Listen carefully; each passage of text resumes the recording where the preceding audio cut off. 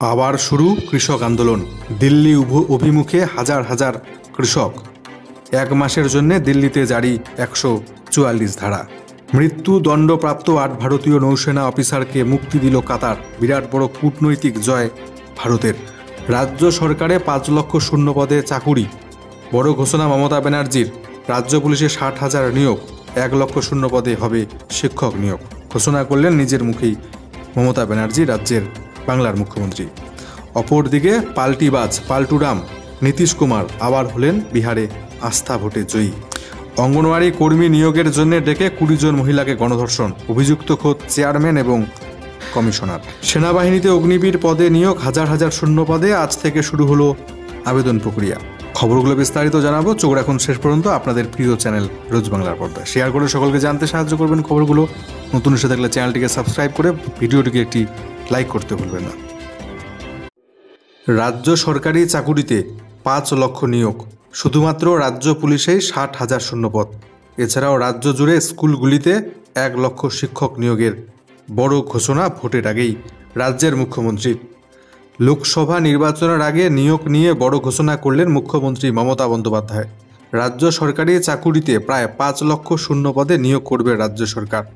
সোমবার আরামবাগের প্রশাসনিক সভা থেকে ঘোষণা করলেন মমতা ব্যানার্জি।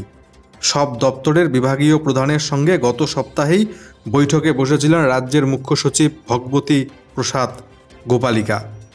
সেই বৈঠকে স্পষ্ট করে নির্দেশ দেওয়া হয়েছিল, দপ্তর ভিত্তিতে কোথায় কত শূন্যপদ রয়েছে তা দ্রুত জানাতে হবে। স্থায়ী এবং অস্থায়ী 2 রকম পদে নিয়োগের জন্যই তথ্য চাওয়া হয়েছে।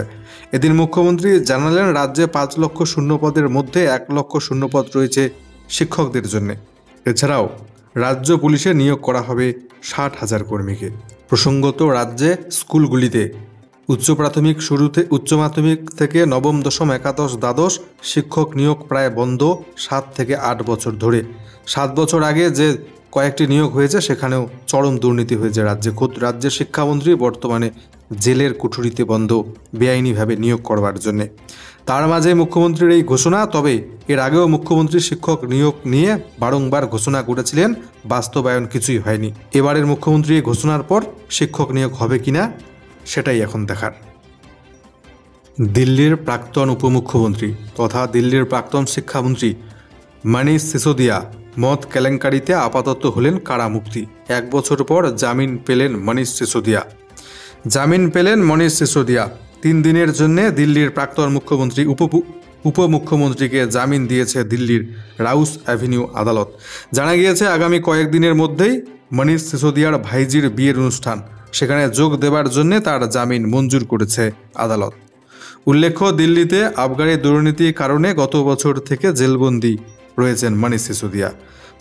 এর আগে একাধিকবার জামিনের আবেদন করলেও তা খারিজ করে আদালত। উল্লেখ্য, আবগারি দুর্নীতি মামলায় 2023 সালের 26 ফেব্রুয়ারি গ্রেপ্তার হয়েছিলেন মনীষ সিসোদিয়া। তারপর আর জেল থেকে বেরোনোর অনুমতি পাননি তিনি। অবশেষে 3 দিনের জন্য জামিনে কারামুক্তি হচ্ছেন মনীষ সিসোদিয়া। 13 থেকে 15 ফেব্রুয়ারি বিয়ের অনুষ্ঠানে হাজির থাকতে পারবেন তিনি। অপরদিকে মৃত্যু দণ্ডপ্রাপ্ত 8 ভারতীয় নৌসেনা অফিসারকে মুক্তি দিল কাতার। বড়সড় কূটনৈতিক জয় ভারতের। মৃত্যু দণ্ডপ্রাপ্ত 8 ভারতীয় নৌসেনা অফিসারকে মুক্তি দিল কাতার। 8 জনের মধ্যে সোমবার ভোররাতে 7 জন দেশে ফিরে এসেছেন। দীর্ঘ অপেক্ষা শেষে দেশে পা রেখেই নৌসেনা কর্তারা প্রধানমন্ত্রী নরেন্দ্র মোদী ভারত সরকারকে ধন্যবাদ জানিয়েছেন। 2022 সালের অগস্ট মাসে ভারতীয় নৌসেনার 8 কর্মীকে গ্রেপ্তার করে কাতারের গোয়েন্দা বিভাগ। গুপ্তচর বৃদ্ধির অভিযোগে গত বছর মৃত্যুদণ্ডের সাজা ঘোষণা করেছিল কাতার আদালত। ভারত সরকারের অনুরোধে ওই সাজায় স্থগিতাদেশ দিলেও captain Navjit Singh, captain Birendra Kumar Verma, captain Saurabh Vashisht, commander Amit Nagpal, commander Purnendu Tiwari, commander Sugunakar Pakala, commander Sanjeev Gupta এবং নাবিক রাজেশ কারাবন্দী ছিলেন। এবার মিলল মুক্তি। ভারতের বিদেশ মন্ত্রণালয় এক বিবৃতিতে জানিয়েছে, আমরা কাতারের আমিরের এই সিদ্ধান্তের প্রশংসা করছি। তার এই সিদ্ধান্তে ওই 8 নাগরিকের মুক্তি এবং স্বদেশ প্রত্যাবর্তন সম্ভব হলো। মুক্তিপ্রাপ্তদের মধ্যে 7 জন ইতিমধ্যে দেশে ফিরে এসেছে। কেন্দ্রের ওপর আর কোনো ভরসা নয় মমতা ব্যানার্জির। দেবের আবদারে ঘাটাল মাস্টার প্ল্যানের পুরো টাকা দিচ্ছে রাজ্য। ঘোষণা মুখ্যমন্ত্রীর। সংসদে দাঁড়িয়ে একাধিকবার ঘাটাল মাস্টার প্ল্যানের কথা বলতে শোনা গিয়েছিল ঘাটালের তৃণমূল সাংসদ দীপক অধিকারী ওরফে দেবকে, কিন্তু গত 10 বছরে ঘাটাল মাস্টার প্ল্যানের কোনো অগ্রগতি হয়নি। সংসদের বাজেট অধিবেশনের শেষ দিনেও এই প্রকল্পের কথা বলেছিলেন দেব। এরই মাঝে জল্পনা ছিল আসন্ন লোকসভা ভোটে তার লড়াই নিয়ে। দেব যে আর ভোটে দাঁড়াতে চাইছেন না সেই ইঙ্গিত মিলেছিল। তবে মুখ্যমন্ত্রী মমতা ব্যানার্জি দলের সর্বভারতীয় সাধারণ সম্পাদক অভিষেক বন্দ্যোপাধ্যায়ের সঙ্গে বৈঠকের পর বরফ গলে। আর এবার দেব আর ঘাটাল মাস্টার প্ল্যান যেন সমার্থক হয়ে গেল। কেন্দ্রের ওপর ভরসা নয়, দেবের আবদার মেনে ঘাটাল মাস্টার প্ল্যানের উদ্যোগ নিলেন মুখ্যমন্ত্রী। লোকসভা নির্বাচনের আগে দেবকে সামনে রেখে কার্যত মাস্টার স্ট্রোক দিলেন মমতা বন্দ্যোপাধ্যায়। সোমবার আরামবাগের সভা থেকে মুখ্যমন্ত্রীর ঘোষণা, ঘাটাল মাস্টার প্ল্যানের জন্য 1250 কোটি টাকা দেবে রাজ্য সরকার। এই প্রকল্প বাস্তবায়নের দায়িত্ব নেবে রাজ্য। মুখ্যমন্ত্রী আরও বলেন, দেব যখন আবদার করেছে তখন রাজ্য সরকারই ওই কাজ করে দেবে। আবারও বৃহৎ আকার ধারণ করল কৃষক আন্দোলন। 1 মাসের জন্য দিল্লিতে 144 ধারা হলো জারি। আজ থেকে শুরু কৃষক আন্দোলন। রাজধানীতে আন্দোলনের রেশ ছড়িয়ে পড়ার আগেই সোমবার থেকে জারি হয়েছে 144 ধারা। চলবে 1 মাস ধরে 12ই মার্চ পর্যন্ত। সোমবার দিল্লি পুলিশ কমিশনার জানিয়েছেন 1 মাসের জন্য রাজধানীতে 144 ধারা জারি থাকছে। যে কোনো বড় জমায়েতে নিষেধাজ্ঞা জারি থাকছে। ট্রাক্টর নিয়ে দিল্লিতে প্রবেশ করা যাবে না। 144 ধারা লঙ্ঘন করলে সাথে সাথে হবে গ্রেপ্তার। সোমবারে সিরসার চৌধুরী দলবীর সিং ইন্ডোর স্টেডিয়াম এবং ডাবোয়ালির গুরু গোবিন্দ সিং স্টেডিয়ামকে অস্থায়ী জেলে রূপান্তরিত করা হয়েছে। আজ মঙ্গলবার পাঞ্জাব, হরিয়ানা, উত্তরপ্রদেশ থেকে 200টির বেশি কৃষক সংগঠন দিল্লির উদ্দেশ্যে রওনা দিচ্ছে।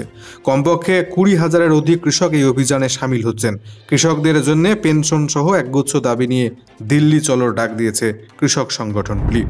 হরিয়ানায় অশান্তি রুখতে মঙ্গলবার রাত পর্যন্ত অম্বালা, কুরুক্ষেত্র, কৈথাল, জিন্দ, হিসার, ফতেহাবাদ এবং সিরসা জেলা ইন্টারনেট পরিষেবা পুরোপুরি বন্ধ করে দেওয়া হয়েছে। 50 কোম্পানি পুলিশ মোতায়েন করা হয়েছে। অন্যদিকে দিল্লির সীমান্তে বিভিন্ন রুটগুলিতে কংক্রিটের দেওয়াল তুলেছে পুলিশ। কাঁটাতারের বেড়া হয়েছে দেওয়া। 1 মাসের জন্য তাই জারি করা হলো 144 ধারা। সেনাবাহিনীতে কয়েক হাজার শূন্য পদে অগ্নিবীর নিয়োগ।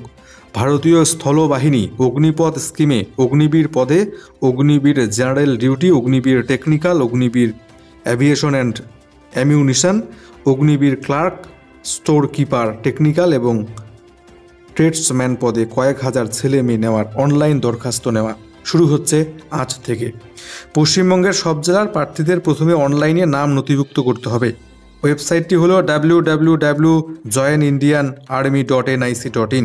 কলকাতা হেডকোয়ার্টার্স রিক্রুটিং অফিসের মাধ্যমে নেওয়া হবে কলকাতা, দক্ষিণ 24 পরগনা, পূর্ব মেদিনীপুর, পশ্চিম মেদিনীপুর, ঝাড়গ্রাম, হাওড়া জেলার প্রার্থীদের। বহরমপুর আর্মি রিক্রুটিং অফিসের মাধ্যমে নেওয়া হবে মুর্শিদাবাদ, নদিয়া, বীরভূম, পূর্ব বর্ধমান, পশ্চিম বর্ধমান জেলার প্রার্থীদের। ব্যারাকপুর আর্মি রিক্রুটিং অফিসের মাধ্যমে উত্তর 24 পরগনা, হুগলি, বাঁকুড়া, পুরুলিয়া জেলার প্রার্থীদের নেওয়া হবে। শিলিগুড়ি আর্মি রিক্রুটিং অফিসের মাধ্যমে নেওয়া হবে জলপাইগুড়ি, দার্জিলিং, আলিপুরদুয়ার, মালদহ, কালিম্পং, উত্তর দিনাজপুর, দক্ষিণ দিনাজপুর, কোচবিহার জেলার প্রার্থীদের। শিলিগুড়ি সিকিম আর্মি রিক্রুটিং অফিসের মাধ্যমে নেওয়া হবে পূর্ব সিকিম, পশ্চিম সিকিম, উত্তর সিকিম এবং দক্ষিণ সিকিম জেলার প্রার্থীদের।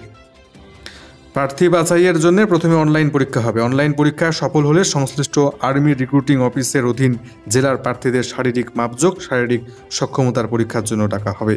তাতে সফল হলে হবে ডাক্তারি পরীক্ষা। অঙ্গনওয়াড়ি কর্মী নিয়োগের জন্য ডেকে 20 জন মহিলাকে গণধর্ষণ। অভিযুক্ত খোদ চেয়ারম্যান এবং কমিশনার। অঙ্গনওয়াড়ি কর্মীর চাকরি দেওয়ার প্রলোভন দেখিয়ে 20 জন মহিলাকে গণধর্ষণের অভিযোগে চাঞ্চল্য রাজস্থানে। অভিযুক্ত মরুরাজ্যের সিরোহী পৌরসভার চেয়ারম্যান মহেন্দ্র মেওয়াদা এবং প্রাক্তন কমিশনার মহেন্দ্র চৌধুরী। স্বাভাবিকভাবেই ঘটনায় শুরু হয়েছে রাজনৈতিক জল্পনা। পুলিশ জানিয়েছে, এক মহিলার অভিযোগের ভিত্তিতে তদন্ত শুরু হয়েছে। পালি জেলার বাসিন্দা এক মহিলা সম্প্রতি 2 মহেন্দ্রর বিরুদ্ধে পুলিশে অভিযোগ দায়ের করেছেন। নির্যাতিতা জানান, তিনি এবং আরও 19 জন মহিলাকে অঙ্গনওয়াড়ি কর্মীর চাকরি দেওয়ার প্রলোভন দেখিয়ে গণধর্ষণ করা হয়েছে। মাস 2 আগে তারা অঙ্গনওয়াড়িতে কাজের জন্য সিরোহিতে এসেছিলেন। তখনই দেখা করেন পৌরসভার চেয়ারম্যান কমিশনারের সঙ্গে। তারাই ওই মহিলাদের খাওয়া দাওয়ার ব্যবস্থা করেন। সেই সময় খাবারে মাদক মিশিয়ে বেহুশ করেন চেয়ারম্যান, কমিশনার এবং তাদের সহযোগীরা গণধর্ষণ করেন বলে অভিযোগ মহিলাদের। মহিলার দাবি, জ্ঞান ফিরলে তাদের প্রশ্নের উত্তরে কুকর্মের কথা স্বীকার করে চেয়ারম্যান এবং কমিশনার এবং সহযোগীরা। এমনকি ঘটনার ভিডিও করে ব্ল্যাকমেল করা হয়। মহিলাদের কাছে 5 লক্ষ টাকাও দাবি করা হয়। এমনকি চাকরির বিনিময়ে পরেও শারীরিক সম্পর্কের জন্য চাপ দেওয়া হয় বলে অভিযোগ।